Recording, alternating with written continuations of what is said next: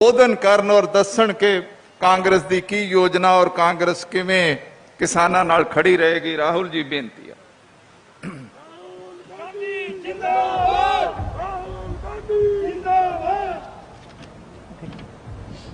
Congress party जिंदाबाद, राहुल गांधी जिंदाबाद, राहुल गांधी जिंदाबाद। अमरिंदर सिंह जी, जनरल सेक्रेटरी रावत जी, वेणुगोपाल जी, सुनील झाखड़ जी, सिद्धू जी, बादल जी, कांग्रेस पार्टी के हमारे MLAs, member of parliament, senior नेता, हमारे कार्यकर्ता, भाइयों और बहनों, प्रेस के हमारे मित्रों, आप सबका यहां बहुत बहुत स्वागत, नमस्कार। आप काफी देरी से यहां बैठे हैं, आपको थोड़ा कष्ट हुआ, इसके लिए मैं माफी मांगता हूं।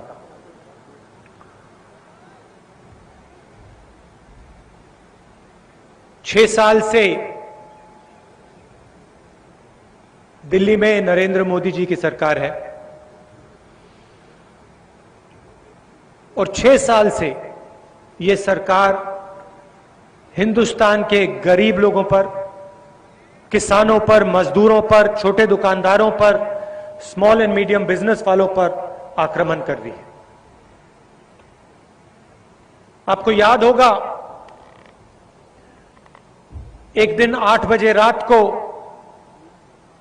अचानक नरेंद्र मोदी जी टीवी पर आए, कहते हैं काले धन के खिलाफ लड़ाई है, 500 रुपए, 1000 रुपए का नोट मैं रद्द कर रहा हूं। नोटबंदी कर दी। पूरे देश के गरीब लोग, किसान, मजदूर बैंक के सामने खड़े हो गए। आपने अपना पैसा बैंक में डाला,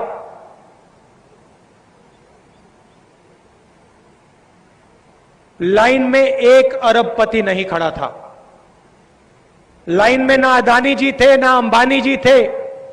लाइन में सिर्फ गरीब जनता थी, किसान थे, मजदूर थे, छोटे दुकानदार थे। आपने अपना पैसा बैंक में डाला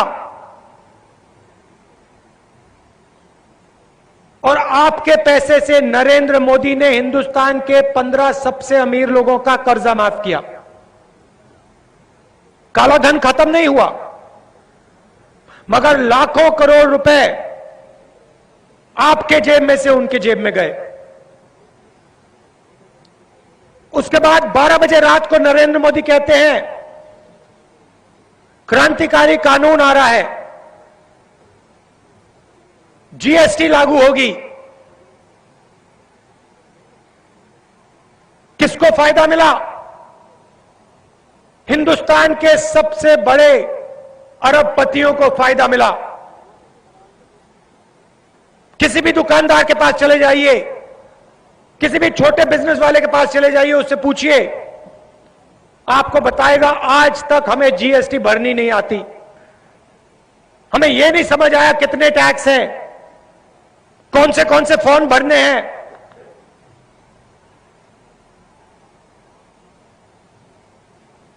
लाखों छोटे बिजनेस, मिडिल साइज बिजनेस बंद हो गए। उसके बाद कोरोना, आपने टीवी पे देखा, लाखों मजदूर हजारों किलोमीटर चल रहे हैं, नहीं मिला, भोजन नहीं मिला, मगर चलते जा रहे हैं। हमने एक बार नहीं अनेक बार नरेंद्र मोदी जी से कहा, इनकी मदद कीजिए, इनके बैंक में पैसा डालिए, छोटे दुकानदारों की मदद कीजिए, मिडिल साइज स्मॉल इंडस्ट्री की मदद कीजिए। नरेंद्र मोदी जी ने कुछ नहीं किया और फिर एकदम सबसे अमीर लोगों का टैक्स माफ किया और उनके बैंक अकाउंट में सीधा पैसा डाला। हजारों करोड़ रुपए। ये हो क्या रहा है? रोजगार छोटे बिजनेस वाले देते हैं, मिडिल साइज बिजनेस वाले देते हैं, भोजन किसान और मजदूर देता है।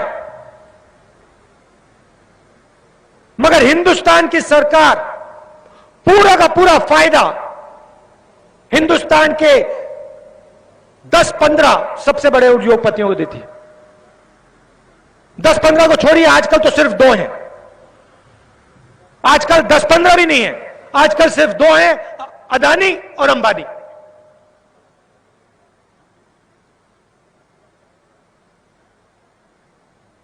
नरेंद्र मोदी की वो मदद करते हैं, टीवी पे उनका चेहरा दिखाते हैं और नरेंद्र मोदी जी इनके लिए रास्ता साफ करते हैं। किसी ने कहा, पिछली मीटिंग में कहा, नरेंद्र मोदी की सरकार, ये नरेंद्र मोदी की सरकार नहीं है, ये अंबानी और अदानी की सरकार है। नरेंद्र मोदी जी इनके लिए काम करते हैं, ये ऑर्डर देते हैं, नरेंद्र मोदी करते हैं। और अब कोरोना के समय जब किसान सबसे मुश्किल दौर से निकल रहा है, किसी का भाई बीमार, किसी के माता पिता बीमार, नरेंद्र मोदी कहते हैं अब हम किसानों को खत्म करने के 3 नए कानून लाएंगे।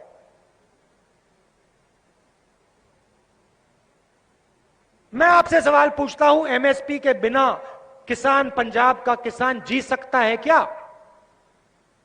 जिंदा रह सकता है? पूरा देश जानता है कि एमएसपी के बिना पंजाब का किसान, हरियाणा का किसान, हिंदुस्तान का किसान बच नहीं सकता। मोदी जी कहते हैं मंडी की कोई जरूरत नहीं। मैं जानता हूं कि सिस्टम में कमियां हैं, मैं ये नहीं कह रहा हूं कि आज के सिस्टम में कमी नहीं है, मगर सिस्टम को नष्ट नहीं करा जा सकता है। अगर आप सिस्टम को नष्ट कर देंगे, किसान के लिए कोई रास्ता नहीं बचेगा। सिस्टम को आपने बदलना है तो बदलिए, और मंडियां बनानी है तो बनाइए। आपको 10 किलोमीटर में मंडी डालनी है, डालिए, मगर किसान के पास ऑप्शन होना चाहिए, किसान के पास चॉइस होनी चाहिए। आज हम ट्रैक्टर में चले, उसी सड़क पे किसान मंडी तक जाते हैं। वो सड़क किसने बनाई? क्या वो सड़क अदानी ने बनाई, अंबानी ने बनाई? नहीं, वो सड़क मंडी के टैक्स से पैसे से बनी है। नरेंद्र मोदी जी कहते हैं किसान अपना माल कहीं भी बेच देगा, मंडी खत्म हो जाएगी, सड़क खत्म हो जाएगी। सड़क खत्म हो जाएगी तो किसान कैसे बेचेगा? क्या हवाई जहाज से जाके बेचेगा?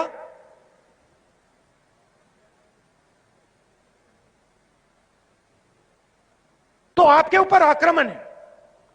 अमरिंदर सिंह जी ने अपने भाषण में कहा, कौन सी कुर्बानी पंजाब के लोगों ने हिंदुस्तान के लिए नहीं दी?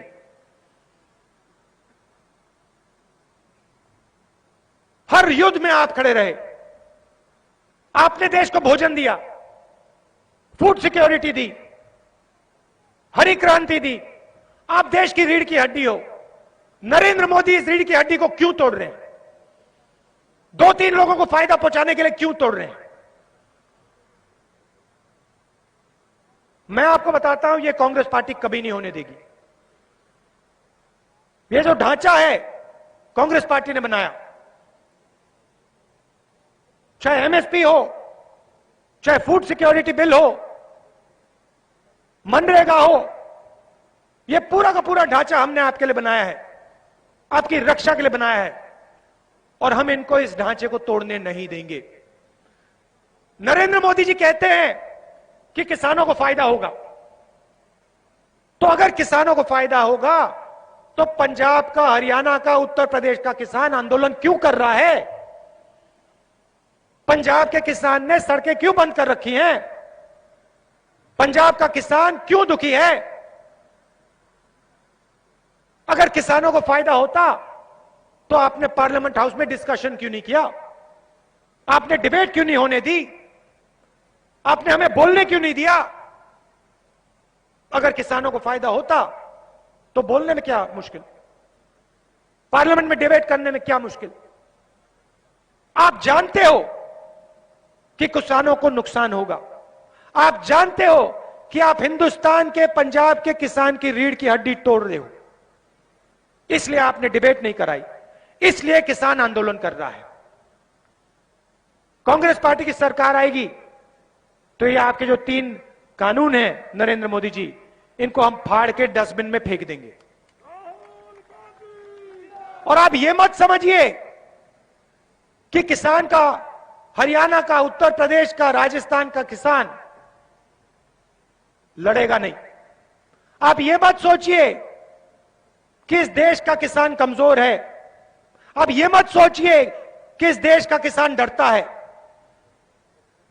किसान से मजबूत इस देश में कुछ चीज नहीं है। आप रोजगार की बात करते हो, जब ये हजारों मंडी बंद होंगी, इसमें जो लोडर काम करते हैं, जो मजदूर काम करते हैं, वो कहां जाएंगे? लाखों लोगों को आप बेरोजगार कर रहे हो। एक तरफ आप कहते हो मेक इन इंडिया, एक तरफ आप कहते हो रोजगार दिलवाएंगे, दूसरी तरफ आप लाखों मंडियों में लोगों को बेरोजगार कर रहे हो।